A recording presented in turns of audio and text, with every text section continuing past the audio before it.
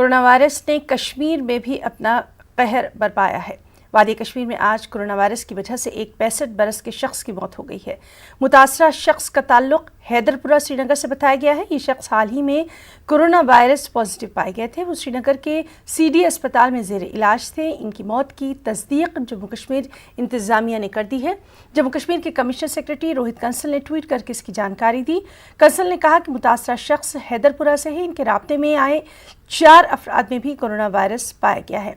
बताया जा रहा है कि फौत हुए शख्स का ताल्लुक असल में सोपोर से है, लेकिन अब वो हैदरपुरा में रहता था।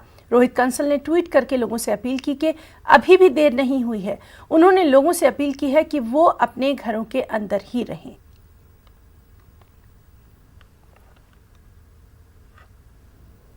और एक तरफ जहां इंतजामिया लगातार ये कोशिश कर रहा है कि बैरून मुमालिक या बैरून रियासत से आए अफराद की जांच की जाए, वहीं इंतजामिया की जानिब से मुबैना लापरवाही का एक मामला भी सामने आया। श्रीनगर के अस्पताल में कोरोना वायरस से फौत हुए शख्स के मामले को इब्तिदा में सही से ना निपटने, इंतजामिया और पुलिस को वक्त पर जानकारी न देने और दीगर लवाजमात पूरे न करने के सिलसिले में हुकूमत ने जाँच का हुक्म दे दिया है। बताया जा रहा है कि ट्रैवल हिस्ट्री जाहिर किए जाने के बावजूद उनको अलहदा नहीं किया गया था। मरीज का मुनासिब इलाज न किए जाने की भी शिकायत है। इत्तलात के मुताबिक मरीज JVC बमना गया था, जहां उन्होंने अपनी ट्रैवल हिस्ट्री बयान की थी, मगर इस मामले को अस्पताल इंतजामिया ने उस तरीके से नहीं निपटा जिस तरह से वायरस की अलामात वाले मरीज से निपटा जाना चाहिए। मुताल्लिका मरीज बाद में सीडी अस्पताल गए, जहां उनका टेस्ट हुआ। इस सब के चलते स्किम्स बिमना के मेडिकल सुपरिटेंडेंट और चेस्ट मेडिसिन स्किम्स बिमना के HOD को अपना मौक़िफ़ वाज़ेह करने की हिदायत जारी कर दी गई। एडिशनल कमिश्नर कश्मीर इस मामले की जांच करेंगे। उन्हें 2 रोज़ के अंदर रिपोर्ट पेश करनी होगी। और चलिए सीधे रुख करेंगे हमारे साथी शब्बीर मीर का श्रीनगर से और मामले की तफसीलात जानेंगे। शब्बीर, आपको याद होगा जब शुरुआत में ही, यानी जब ये वबा फैलनी शुरू हुई थी, उस वक्त ही जब हम आपसे बात कर रहे थे तो कश्मीर के ताल्लुक से आपने 2 अहम बातें कही थी। पहला तो ये कहा था कि अभी से लॉकडाउन शुरू कर देना चाहिए, लोगों को घरों में रहने की बात करनी चाहिए, बिल्कुल इस बात को वाज़ेह करना चाहिए। दूसरा शब्बीर, आपने ये भी कहा था कि क्या हमारा महकमा सेहत जो है ये इन तमाम चीज़ों से निपटने के लिए तैयार नज़र आ रहा है, ये आने वाले दिनों में अंदाज़ा हो जाएगा, और आज ये बात कहीं ना कहीं सही साबित होती नज़र आ रही है। शब्बीर, तफसीलात चाहेंगे? जी हाँ, है ना। इससे पहले कि मैं पहले की बातों पे आऊँ, पहले ये जो आज इंक्वायरी ऑर्डर हुई है, ये असल में कल ही ऑर्डर हुई थी, क्योंकि ये मामला जब सामने आया था कि ये जो पेशेंट जो आज गुजर गया कोरोना वायरस कोविड-19 का, इसके बारे में ये है कि इनकी ट्रैवल हिस्ट्री अंडमान निकोबार से, जो इमीडिएट ट्रैवल हिस्ट्री इनकी है। हालांकि कुछ लोग ये भी कहते हैं कि ये पहले मलेशिया भी गए थे, ये जमात के साथ जाते रहते थे। अंडमान निकोबार से ये फरवरी से इनकी ट्रैवल हिस्ट्री शुरू हो जाती है, दिल्ली और फिर निजामुद्दीन औलिया से लेकर श्रीनगर, सोपोर, और ये बहुत जगहों पे गए हैं।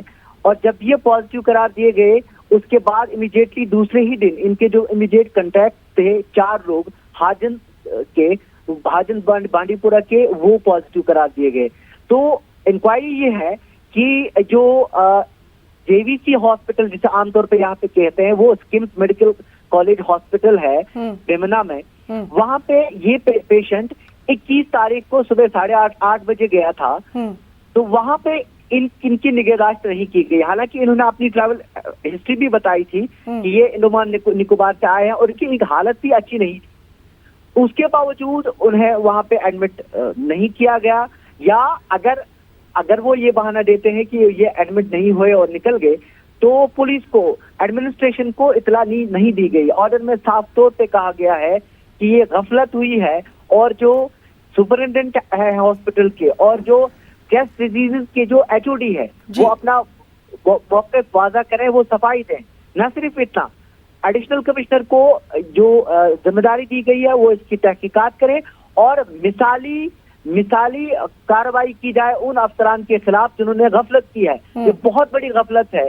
हिना, आप जब बात कर रही थी, हमने न्यूज़ 18 उर्दू पे पहली बार जब चलाया था कि जो श्रीनगर का जो एयरपोर्ट है वहाँ के वीआईपी गेट से लोग आते हैं, और उसी दिन, उसी 16 तारीख को जब हमने ये डायरेक्टर से पूछा था, जिसके जो हमारे महकमे सेहत के डायरेक्टर हैं, उन्होंने माना था, उन्होंने माना था कि हाँ ऐसा हो रहा है और हम कोशिश कर रहे हैं इसको रोकने की। हमने उनसे पूछा था कि इसी रोज, आज के ही रोज यानी 16 मार्च को पेशेंट यहाँ से निकल के गया है वीआईपी गेट से, तो उन्होंने कहा कि हाँ हम उसको देख लेंगे, लेकिन बाद में कुछ नहीं देखा। जो हमें पता बाद में चला कि पॉजिटिव केस उसी पहला वहीं से शुरू हुआ।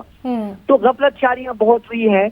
और ये जो पेशेंट है हिना, परेशानी ये है कि इस पेशेंट की ट्रैवल हिस्ट्री अगर आप देखेंगे तो ये शुरू अगर अंडमान निकोबार से ही हम माने, ये यूपी गए हैं, ये जम्मू गए हैं, ये दिल्ली में निजामुद्दीन औलिया पे रहे हैं, वहाँ पे जहाँ इनका वो वहाँ बड़ी मजलिस थी, वहां से श्रीनगर से सोपोर से फिर वापस श्रीनगर, और फिर इतनी जगहों पे ये गए हैं। तो इंतजामिया को ये अंदेशा है कि और ये इन्होंने जुमा की नमाज भी पढ़ी है एक दिन जाके यहाँ श्रीनगर में। तो आप सोचिए कि बहुत परेशानी की बात ये है कि इनके कांटेक्ट में कितने लोग आए होंगे। 4 इमीडिएट कांटेक्ट जो थे, जो निजामुद्दीन औलिया में इनसे मिले थे, वो भी जमात के साथ उनका भी ताल्लुक है, वो भी पॉजिटिव करार दिए गए कल, यानी 25 तारीख को वो पॉजिटिव करार दिए गए।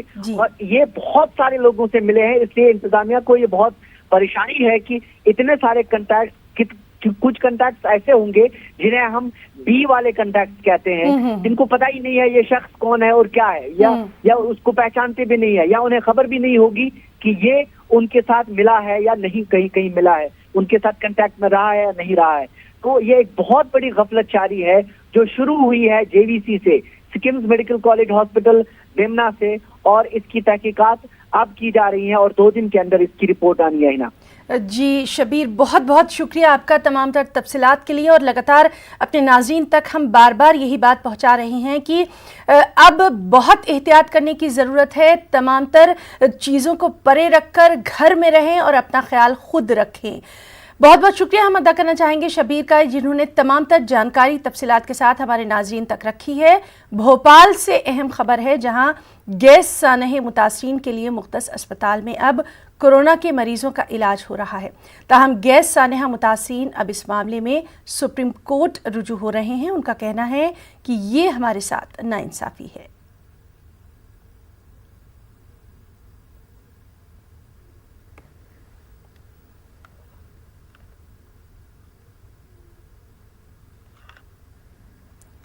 और चलिए सीधे रुख करेंगे भोपाल का, जहां इस वक्त हमारे साथ मौजूद हैं हमारे साथी मेहताब आलम। मेहताब, आपसे जानना चाहेंगे, भोपाल गैस सानहे मुतासरीन के लिए जो मुख्तस था अस्पताल, अब वहां कोरोना के मरीजों का इलाज हो रहा है, आपसे इस पूरे मामले पर तफसीलात चाहेंगे। हाँ है ना, बता दें कि भोपाल का गैस सानहा दुनिया का सबसे बड़ा सिनती हादसा कहा जाता है। और उस जो है 2 और 3 दिसंबर 1984 की दरमियानी रात जब गैस निकली थी, तो सुप्रीम कोर्ट की रिपोर्ट के मुताबिक उस हादसे में जो है 15,273 लोगों की मौत हुई थी और 5,73,000 लोग, उसमें 284 लोग जो है उसमें मुतासिर हुए थे। और इनके लिए जहाँ पर जो है 10 से ज़्यादा डिस्पेंसरियाँ बनाई गई थी, वहीं super speciality hospital Bhopal memorial hospital बनाया गया था जो सुप्रीम कोर्ट की निगरानी में काम कर रहा है। वहाँ पर जो है इसको बंद करके मरीजों को वहाँ से हटाकर वहाँ पर जो है भोपाल हमीदिया हॉस्पिटल के साथ जो है भोपाल मेमोरियल अस्पताल को कोरोना वायरस जो है स्पेशल बनाया गया है ताकि वहाँ पर उनको इलाज दिया जा सके। तो गैस मुतासरीन का इल्ज़ाम यह है कि वहाँ पर जो मरीज़ हैं, जो 35 से 40 मरीज़ जिनकी रोज़ाना डायलिसिस होती है और हज़ारों मरीज़ जहाँ पर इलाज के लिए जाते हैं, अगर वहाँ पर उनको बंद कर दिया गया है तो ये मरीज़ कहाँ जाएंगे? ये उनकी तिब्बी सहूलियात जो उनको दी जा रही थी, ये उनके साथ एक धोखा है। उनका ये मानना है कि भाई आपको बनाना है, किसी एक वार्ड को बनाइए तो अलग जगह बनाया जा सकता है, लेकिन गैस मुतासरीन को उनकी तिब्बी सहूलियात से महरूम नहीं किया जाना चाहिए, क्योंकि ये ख़ास मौका है जहाँ पर उनको खिदमत करने की ज़रूरत है। अगर ये खिदमत यहाँ पर नहीं होगी तो जाहिर सी बात है गैस मुतासरीन जो पहले से बीमार हैं वहाँ पर उनके साथ और भी दूसरी चीज़ें शामिल हो जाएंगी, तो उनकी मुश्किलात में इजाफा हो जाएगा। यही वजह कि वो चाहते हैं कि हुकूमत जो उन्होंने हमारी जो यहाँ के जो तंजीम है जो काम करी, उनसे जो हमारी बात हुई तो उन्होंने कहा कि हम तमाम मामले को लेकर हमने जो है हेल्थ वजीर को भी खत लिखा, मिनिस्टर को भी लिखा और जो है हेल्थ के जो चीफ सेक्रेटरी उनको भी खत लिखा, लेकिन किसी ने कोई जवाब ही नहीं दिया और तमाम सुप्रीम कोर्ट से दोबारा रुजू करना चाहते हैं। उनका मानना है जब तक उनके वो चाहते हैं कि कोरोना का इलाज हो, बेहतर से बेहतर इलाज हो, लेकिन गैस मुतासिरीन को उनकी तिब्बी सहूलियात से महरूम न किया जाए, है ना। जी मेहताब, ये तो बिल्कुल रही एक बात। एक और बात आपसे जानना चाहेंगे जिसको लेकर तमाम जगह से अपील की जा रही है कि कोरोना का जो ख़तरा है उसको देखते हुए मुल्क भर के उलमा बार बार अपील कर रहे हैं कि अपने घरों में ही तमाम मुसलमान जो है वो नमाज अदा करें। वबा को फैलने से इसी तरह से रोका जा सकता है। इसके ताल्लुक से वहाँ पर क्या कुछ ख़ास बेदारी हुई? देखिए, यहाँ पर मध्य प्रदेश मसाजिद कमेटी ने सर्कुलर जारी कर दिया है। शहर काजी का बयान आ चुका है। अभी थोड़ी देर पहले मुझे मुफ्ती साहब को हमने खड़ा किया, लेकिन नमाज का वक्त हो गया, जिसकी वजह से वो मस्जिद में जा चुके हैं। और वहीं पर मस्जिद में इस वक्त जो बयान चल रहा है इसी बात को लेकर हो रहा है कि आपकी नमाज फ़र्ज़ है, नमाज आप कहीं भी अदा कर सकते हैं, लेकिन भीड़ से गुरेज कीजिए, क्योंकि जो सोशल डिस्टेंस का मामला है, जब मस्जिद में आप जमात के साथ खड़ेंगे कर तो आपको ये नहीं मालूम कि आपका पड़ोसी जो आपके साथ खड़ा हुआ है उसको मरज़ है या नहीं। बेहतर यह है कि जो लोग मस्जिद में हैं, इमाम मुअज्जिन वक्त पर अजान अदा करें। अजान देने के बाद वो लोग जो मस्जिद में, वो मस्जिद में नमाज़ पढ़ें। जो लोग मस्जिद में नहीं है उनको बाहर से आने की ज़रूरत नहीं है, बल्कि अपने घरों में रहकर अपनी नमाज को अदा करें, क्योंकि इस वक्त जो वबाई बीमारी है इसका जो है इसके जब तक एहतियाती कदम नहीं उठाया जाएगा। और इसके लिए तमाम लोगों को बिला लिहाज कौम व मिल्लत सबको एक साथ जो अपनी बेदारी का सबूत देना है, और इस सबूत में इस बात का ख्याल रखना है कि ये केयर आपके लिए, हुकूमत ने जो कदम उठाया है वो आपके लिए। आपको अपनी बेदारी के सबूत से इंसानियत को जो है ज़िंदा रखना है। जब इंसानियत ज़िंदा रहेगी तो मुल्क ज़िंदा रहेगा, मुल्क दुनिया ज़िंदा रहेगा तो दुनिया के तमाम कौमों के लोग जो है ज़िंदा रहेंगे। बेहतर यह है कि आप खुद भी मोहतात रहें, अपने साथ अपनी बेदारी के सबूत के साथ साथ अपने पड़ोसियों को भी हुकूक को समझिए, और वो यहाँ पर सोशल डिस्टेंस को बना कर चलिए। मस्जिद हो, मंदिर हो, गुरुद्वारे हो, चर्च हो, हर जगह पर यही दर्श दिया जा रहा है। और फिर से अगर इंतज़ामिया की बात करें, वज़ीर आला शिवराज सिंह की बात करें, तमाम जगह पर यही सबक देने की कोशिश की जा रही है कि सोशल डिस्टेंस को बनाए रखें। लेकिन सुबह के वक्त जिस तरह से हम भोपाल की बात करें, मंडी की, वहाँ पर तमाम एहतियात के बावजूद जब बाज़ार खुला तो लोग उसी तरह से पहुँचे बगैर जो है किसी मास्क को लगाए हुए।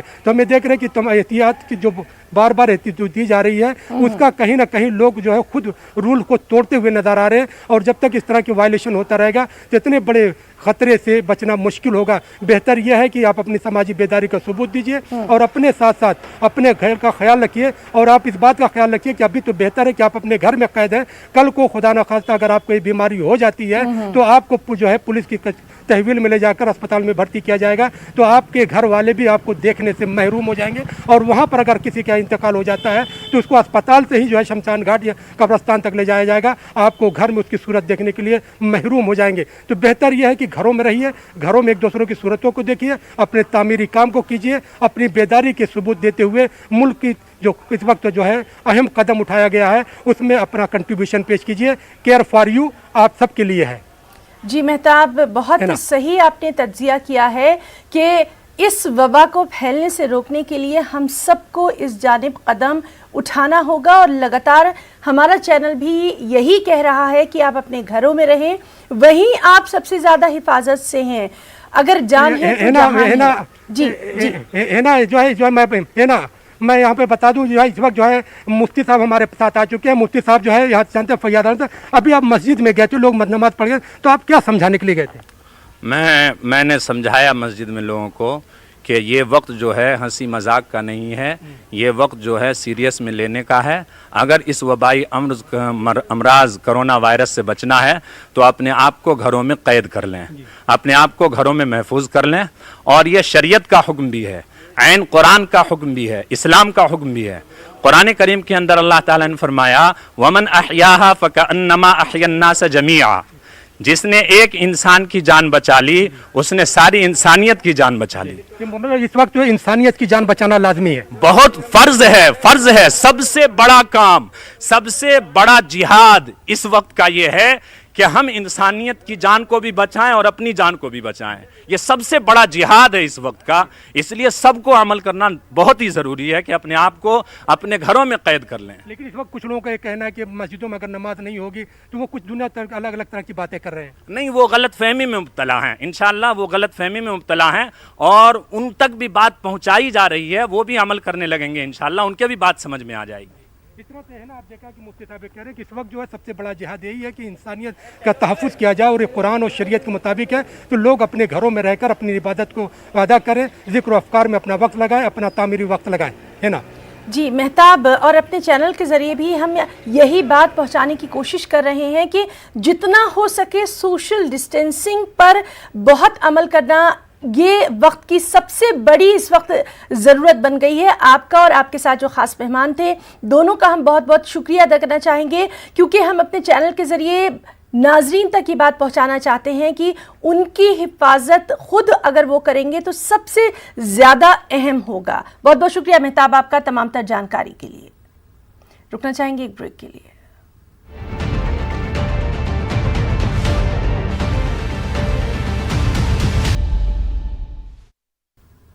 जनूबी हिंद की कदीम दीनी दरसगाह जामिया निज़ामिया में मुख्तलिफ मकातिब फ़िक्र के उलमा कराम का खुसूसी इजलास मुनक़्क़िद किया गया।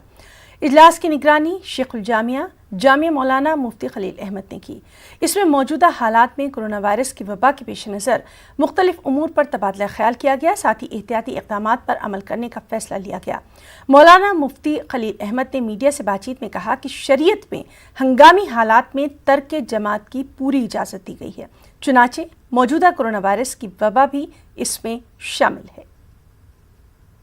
मुसल्लियों से ख्वाहिश की जाए कि वो अपने अपने घरों में नमाज़ पढ़ने को तरजीह दें, और इंशाअल्लाह ताला अपने घरों में नमाज़ पढ़ने की वजह से वो नमाज के छोड़ने वाले नहीं कहलाएंगे, बल्कि अल्लाह की ज़ात से उम्मीद है कि उनको बाजमात नमाज पढ़ने का सवाब मिलेगा। कि खुसूसन ज़ईफ़ हज़रात और छोटे बच्चों को मसाजिद में आने से एहतियात करना चाहिए। फ़राइज़ और वाजिबात की हद तक मसाजिद में क़ियाम करें, नमाज अदा करें, इसके बाद दीगर नवाफिल वग़ैरह को अपने घरों में अदा करें तो ये ज़्यादा बेहतर है।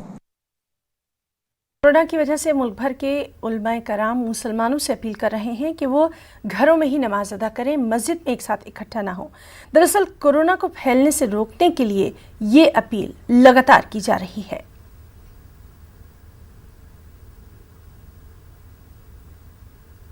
लोग जो है नमाजें मस्जिद में नहीं अपने घरों में अदा करें, और मस्जिद में जो मस्जिद का स्टाफ है, इमाम है, मौज़िन है, नायब मौज़िन है, खादिम है, और जो रह जाते हैं दो चार, वो लोग अदा करें।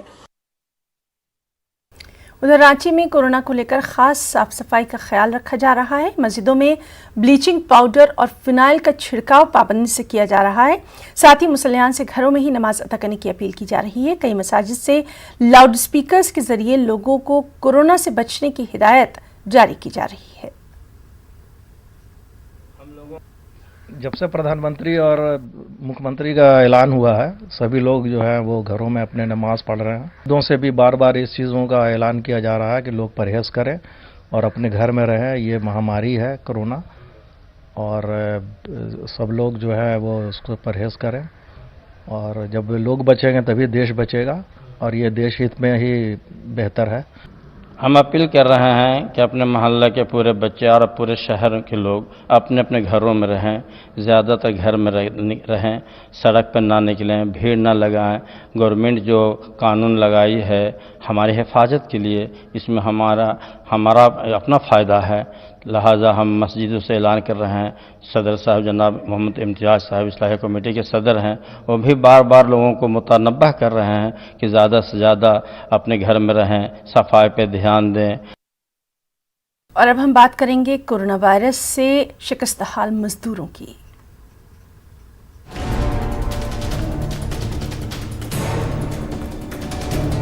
नहीं तो खाने को मिलता तो क्या बात है, बच्चों को लेकर क्यों भागते हैं? हम कोई पागल थोड़ी नहीं।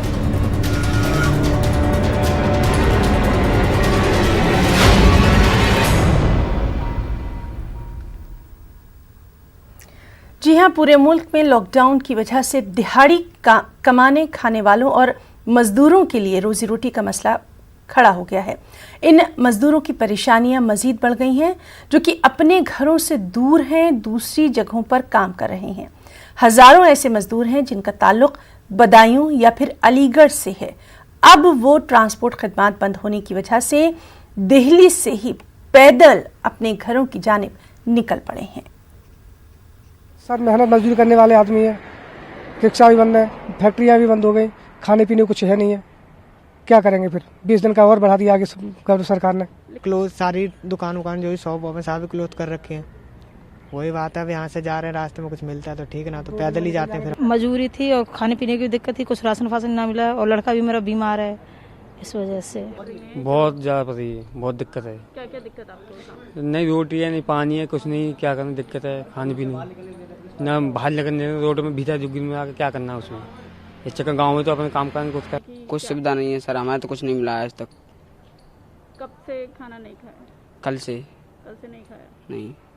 जब हम कह रहे जब हमें नहीं मिल रहा, किसी को मिल रहा नहीं, हमारे पूरे खोड़ा में किसी को नहीं मिल रहा, तो ये तो सब बकवास है।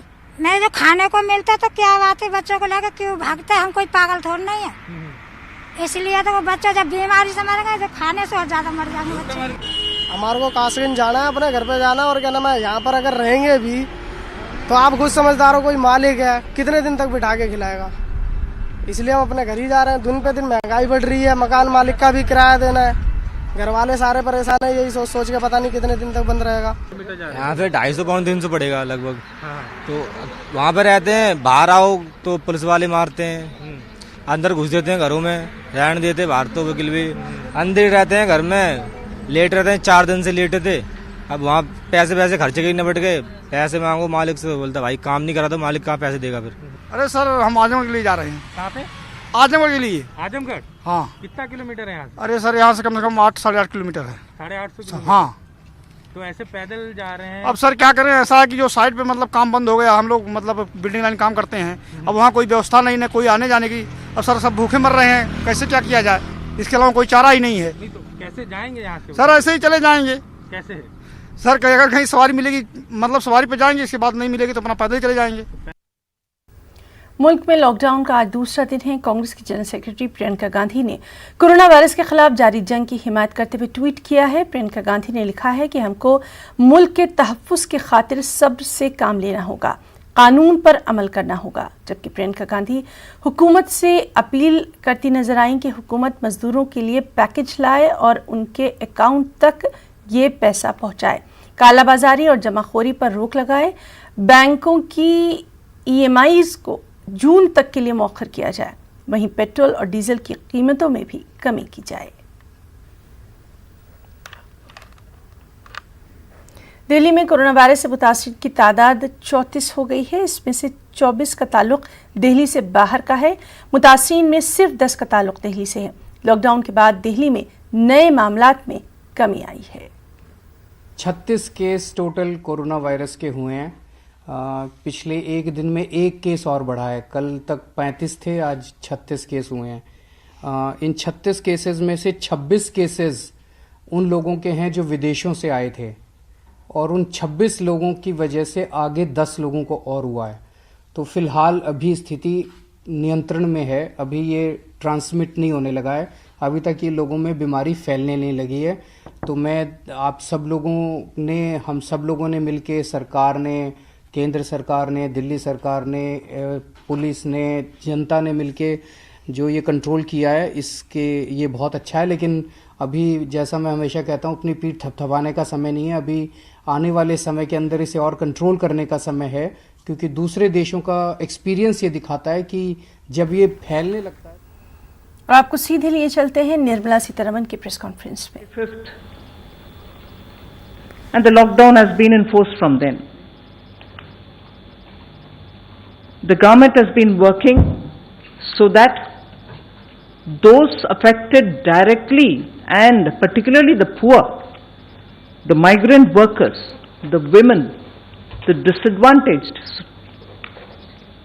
of the society, since the lockdown commenced, will have to be reached out with tangible help and assistance. It's only 36 hours since the lockdown has been imposed. And therefore now we have come with a package which will immediately take care of the concerns, the welfare concerns of the poor and suffering workers and those who need immediate help. So the package that we come up with will benefit those migrant workers, those poor, those urban and rural poor, and the women.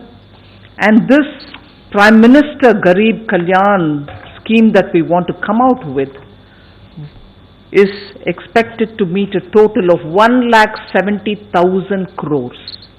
So I will detail that before you as to what are the ways in which this will benefit. We are looking at both cash transfer as one set of measures, and another set of measures will be food security related. We do not want anyone to remain hungry. So we will be giving enough to take care of their food, grains requirement, protein requirement in terms of pulses. On the other hand, they should also not remain without money in hand. So several measures through DBT are being taken so that money reaches them, so that they can have money in their hands. But before all this,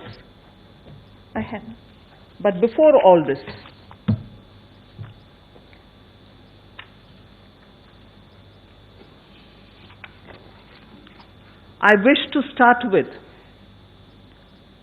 a great sense of gratitude for all those frontline warriors who are fighting against coronavirus. It is for them that we want to attend to first, not forgetting the risks that they are putting themselves to in dealing with patients affected by coronavirus. They could be ASHA workers. खबरों में इतना ही। आदाब।